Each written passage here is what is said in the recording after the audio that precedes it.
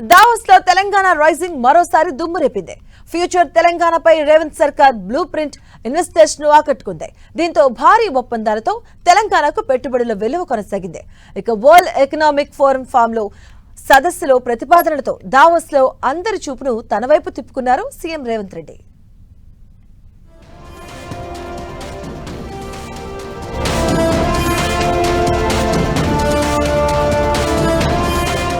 World Economic Forum 2026 సదస్సులో తెలంగాణ మరోసారి తన సత్తా చాటింది.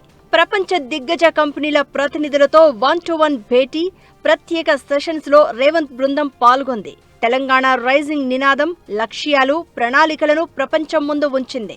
తెలంగాణ రాష్ట్రంలో పెట్టుబడులు పెడితే కంపెనీలకు జరిగే లాభాలు, పారిశ్రామిక రంగానికి ప్రభుత్వం సహకారాన్ని ఆకట్టుకునే విధంగా వివరించింది రేవంత్ బృందం. దీంతో మరోసారి తెలంగాణకు పెట్టుబడుల వరద పారింది.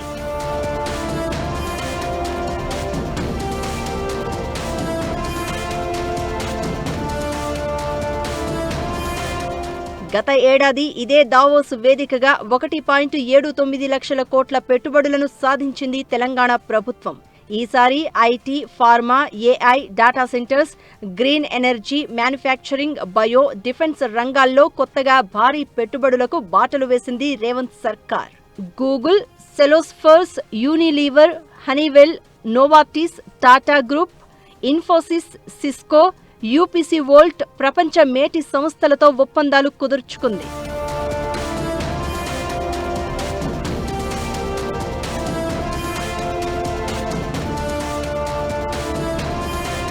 ప్రపంచ దిగ్గజ వ్యాపార సంస్థలను ఆకర్షించడంలో తెలంగాణ సర్కార్ ప్రత్యేక ఫార్ములాను అమలు చేసింది. తెలంగాణ రైజింగ్ నినాదంతో తెలంగాణ విజన్ డాక్యుమెంట్ 2047ను దావోస్ వేదికగా వివరించారు CM Revanth Reddy.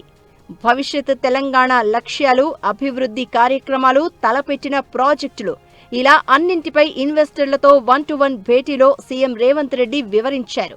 Zero net సిటీగా నిర్మిస్తున్న ఫ్యూచర్ సిటీపై రేవంత్ బృందం ఇచ్చిన ప్రజెంటేషన్ ఇన్వెస్టర్లను ఆకట్టుకోవడంలో కీలకంగా పనిచేసింది.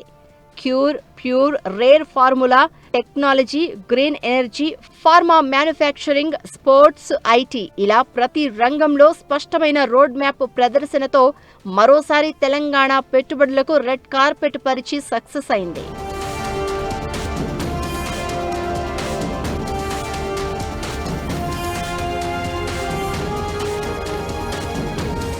వరల్డ్ ఎకనామిక్ ఫోరం నిర్వహించిన 2 సెషన్స్ లో రేవంత్ ప్రసంగం అందరినీ ఆకట్టుకుంది. World Economic Forum follow up సదస్సుపై రేవంత్ చేసిన ప్రతిపాదనపై అంతర్జాతీయంగా ఆసక్తి పెరుగుతోంది. ఈ ప్రతిపాదనకు వరల్డ్ ఎకనామిక్ ఫోరం కూడా సానుకూలంగా స్పందించడంతో దావోస్ లో సెంటర్ ఆఫ్ అట్రాక్షన్ గా మారారు రేవంత్. మొత్తానికి రేవంత్ దూకుడు తెలంగాణ కొత్త చరిత్రకు రెడ్ కార్పెట్ పరుస్తోంది.